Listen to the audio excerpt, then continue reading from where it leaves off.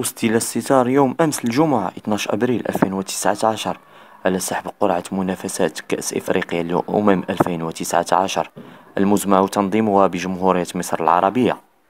وقد أسفرت القرعة على تواجد منتخبنا المغربي في المجموعة D إلى جانب كل من كوت ديفوار جنوب إفريقيا وناميبيا.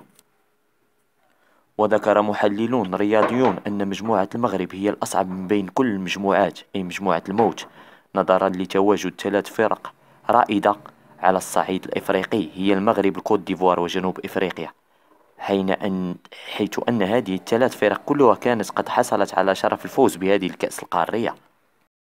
من جهة أخرى، عبر الناخب الوطني هيرفي رونار على صعوبة المسؤولية الملقاة على عاتقه، لكنه أكد أن المجموعة لن تدخر جهدا لتقديم أفضل ما لديها.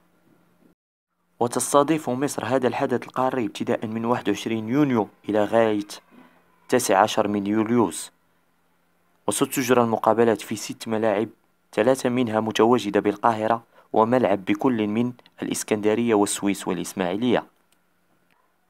وتعد المرة الأولى التي تصل عدد المشاركين في النهائيات إلى 24 منتخب. سيتأهل صاحبي المركز الأول والثاني لكل مجموعة مباشرة، بالإضافة إلى 4 أفضل منتخبات احتلت المركز الثالث في المجموعات الست.